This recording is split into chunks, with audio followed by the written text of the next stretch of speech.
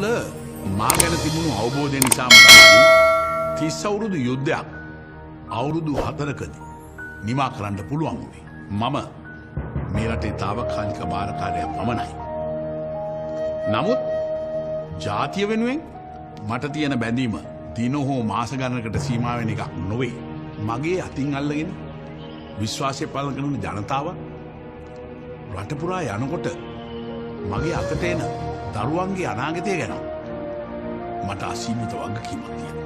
දිනෙන් දින හැදෙන වැඩෙන අපේ රටේ සාමය සහ සංවර්ධනය අපි භුක්ති විඳින. මේ රටේ අම්මලාගේ හිත්වල තිබිච්ච ගින්දර ආයෙත් අවුලන්න මම ඉඩ දෙන්නේ නැහැ. ශ්‍රී ලංකාවේ අනාගතය සුරක්ෂිත අනාගතයක් බවට පත් කර ගැනීමේ උවමනාව ජාතියට තියෙනවා. ඒ වගකීම මගේ. ආරක්ෂක උපදේශක බලගත් පුද්ගලයෙක් ඉන්දියාවේ විදේශ ලේකම් බලගත් පුද්ගලයෙක් මේ දෙන්න ඇවිල්ලා ජනාධිපතිතුමාට කිව්වා ඉන්දියා රජයෙන් අපි පණිවිඩයක් ඔබතුමාට ගෙනාවා කරුණා කරලා මේ මෙහෙයුම් නවත්තන්න.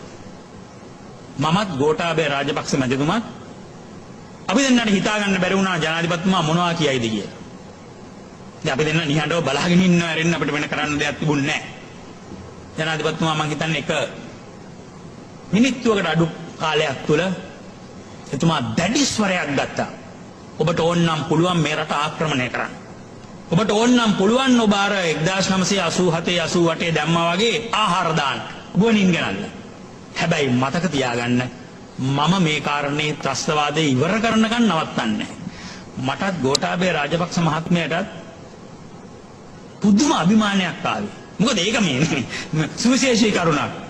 ඒතන ඉන්න හම්බෙච්ච එකත් වාසනාවක් කියලා මට හිතුණා ඒ වෙලාවේ. ඒ වගේම අප්‍රේල් මාසේ 29 වෙනිදා දවස් 5ක් ඇතුළත ඩේවිඩ් මිලිබෑන්ඩ් මහතාත් ප්‍රංශයේ විදේශ ඇමති බර්නාඩ් පූෂ්නර් මහතාත් ආවා.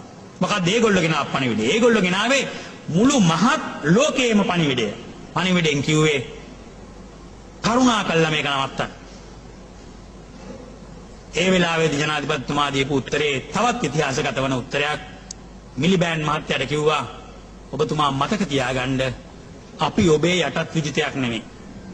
අපි ඔබේ යටත් විජිතයක් වෙලා හිටියේ අවුරුදු 60කට ඉස්සෙල්ලා. මම ස්වාධීන රටක ජනවරමලත් ජනාධිපතිවරයා. මට තියෙනවා මෙහෙයක් ඉෂ්ට කරන්න. ඒ මෙහෙය ඉෂ්ට කළා තමයි මම ගෙදර යන්නේ. මේ කරුණු දෙක මිත්‍රවරුනි අපේ ඉතිහාසය වෙනස් කරපු කරුණු දෙකක්.